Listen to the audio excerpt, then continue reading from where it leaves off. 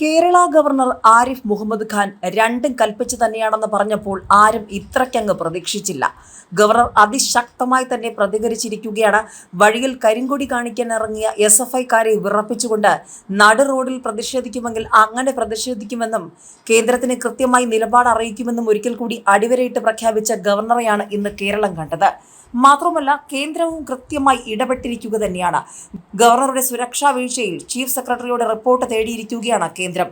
ഗവർണറുടെ സുരക്ഷാ വീഴ്ചയിൽ ചീഫ് സെക്രട്ടറിയോട് കേന്ദ്ര സർക്കാർ റിപ്പോർട്ട് തേടിയതോടെ വരും ദിവസങ്ങളിൽ സംസ്ഥാന സർക്കാരിന് ചോദ്യങ്ങൾ. കേന്ദ്ര ആഭ്യന്തര മന്ത്രാലയമാണ് റിപ്പോർട്ട് തേടിയത്. ഗവർണറുടെ സുരക്ഷ CRPF ഏറ്റെടുത്തിരുന്നു. SFIയുടെ കരിങ്കൊടി പ്രതിഷേധത്തോടുള്ള ഗവർണറുടെ അസാധാരണ പ്രതികരണത്തിന് പിന്നാലെയാണ് ഗവർണർക്ക് CRPF സുരക്ഷ ഏർപ്പെടുത്തിയത്. കൊല്ലം നിലമേലിൽ 2 മണിക്കൂർ ഗവർണർ റോഡിലിരുന്ന് പ്രതിഷേധിച്ചു. ഗുരുതര വകുപ്പുകൾ ചുമത്തി SFIക്കാർക്കെതിരെ കേസെടുത്തതിന് പിന്നാലെയാണ് പ്രതിഷേധം അവസാനിപ്പിച്ചത്. ഇതിനിടെ രാജ്ഭവൻ കേന്ദ്ര ആഭ്യന്തര മന്ത്രാലയത്തെ സ്ഥിതിഗതികൾ അറിയിച്ചതോടെ ഗവർണർക്ക് കേന്ദ്രസേനയുടെ സുരക്ഷ ഏർപ്പെടുത്തുകയായിരുന്നു. പിന്നാലെ CRPF രാജ്ഭവന്റെ സുരക്ഷ ഏറ്റെടുത്തു. മാസ്കറ്റ് ഹോട്ടലിൽ നടന്ന പരിപാടിയിൽ കമാൻഡോ സംഘത്തിന്റെ അകമ്പടിയിലായിരുന്നു യാത്ര. തിരുവനന്തപുരത്ത് തിരിച്ചെത്തിയ ഗവർണർക്ക് നേരെയും SFI പ്രതിഷേധം തുടർന്നു. പോലീസ് വലയം ഭേദിച്ച് കരിങ്കൊടി കാട്ടിയ SFI Vanchiyoor area president Revanth അറസ്റ്റിലായി. തൈക്കാട് സംഭാരവുമായാണ് പ്രവർത്തകർ ഗവർണറെ കാത്തുനിന്നത്. ഗവർണറുടെ ക്ഷീണം മാറ്റാനായിരുന്നുവെന്നാണ് പരിഹാസം. ഏതായാലും കേരള ഗവർണർ ആരിഫ് മുഹമ്മദ് ഖാൻ അതിശക്തമായി തന്നെ ആഞ്ഞടിച്ചിരിക്കുകയാണ് ഒരിക്കൽ കൂടി.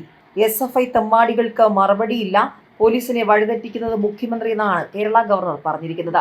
SFIക്കും മുഖ്യമന്ത്രിക്കുമെതിരെ ആഞ്ഞടിച്ച് ഗവർണർ ആരിഫ് മുഹമ്മദ് ഖാൻ. SFI തെമ്മാടികൾക്ക് മറുപടിയില്ലെന്ന് ഗവർണർ പറഞ്ഞു. തന്റെ നിയമപരമായ അധികാരത്തിൽ കൈകടത്താൻ ആരെയും അനുവദിക്കില്ല. താനും സർക്കാരിന്റെ പ്രവർത്തനത്തിൽ ഇടപെടില്ലെന്നും അദ്ദേഹം വ്യക്തമാക്കി. മസ്കറ്റ് ഹോട്ടലിൽ മാധ്യമങ്ങളോട് പ്രതികരിക്കുകയായിരുന്നു ഗവർണർ. അധിക സുരക്ഷ വേണമെന്ന് ആവശ്യപ്പെട്ടിട്ടില്ലെന്നും ഗവർണർ വ്യക്തമാക്കി. പോലീസിനെ വഴിതെറ്റിക്കുന്നത് മുഖ്യമന്ത്രിയാണ്. പോലീസ് പ്രതിഷേധക്കാരെ തടഞ്ഞില്ല. 22 പ്രതിഷേധക്കാരെ തടയാൻ 100ഓളം പോലീസുകാർക്ക് പറ്റിയില്ലെന്നും ഗവർണർ വ്യക്തമാക്കി. കേരള പോലീസ് എന്നത് ഇന്ത്യയിൽ തന്നെ ഏറ്റവും മികച്ച പോലീസ് സേനകളിൽ ഒന്നാണ്. പക്ഷേ അവരെ ജോലി ചെയ്യാൻ അനുവദിക്കുന്നില്ല. കേരള പോലീസിനെ കുറിച്ച് മോശം അഭിപ്രായമില്ല. എന്നാൽ അവർക്കുമേൽ രാഷ്ട്രീയ സമ്മർദ്ദമുണ്ട്. മുഖ്യമന്ത്രിയുടെ യാത്രയിൽ പോലീസിന്റെ നടപടി ഇതാണോ എന്ന് ഗവർണർ ചോദിച്ചു. കേരള ഗവർണർ ആരിഫ് മുഹമ്മദ് ഖാൻ അതിശക്തമായി തന്നെ ആഞ്ഞടിച്ചിരിക്കുകയാണ്. ഏതായാലും തൊട്ടു പിന്നാലെ മുഖ്യമന്ത്രിയും രംഗത്തിറങ്ങിയിരിക്കുകയാണ്. ഏത് അധികാര സ്ഥാനവും വലുതല്ല, നിയമം അതിനു മേലെ എന്നാണ് ഗവർണർക്കെതിരെ മുഖ്യമന്ത്രി പറഞ്ഞത്.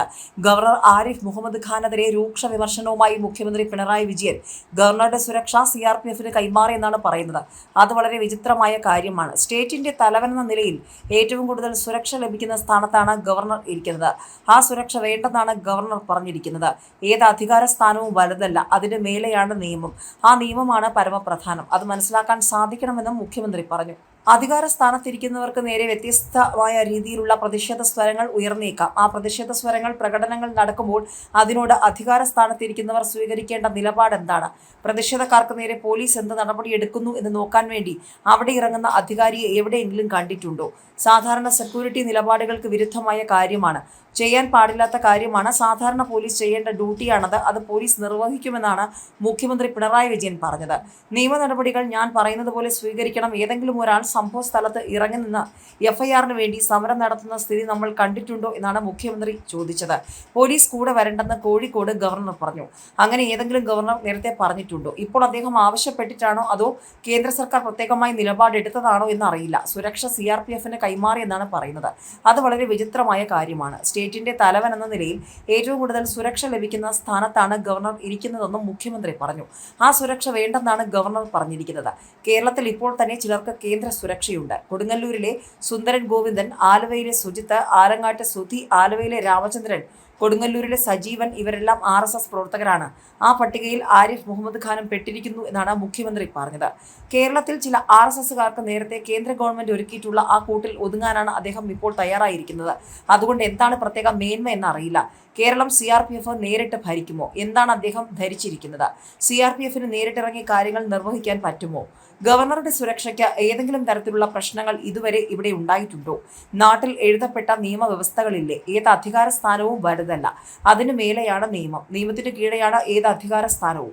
ആ നിയമമാണ് പരമപ്രധാനം. അത് മനസ്സിലാക്കാൻ സാധിക്കണം. സ്വയം വിവേകം കാണിക്കുക എന്നതാണ് പ്രധാനം. സ്കൂളിൽ നിന്ന് പഠിക്കേണ്ട കാര്യമല്ല, സ്വയം അനുഭവത്തിലൂടെ ആർജിക്കേണ്ട കാര്യമാണ് ഇതെന്നാണ് മുഖ്യമന്ത്രി പിണറായി വിജയൻ പറഞ്ഞത്.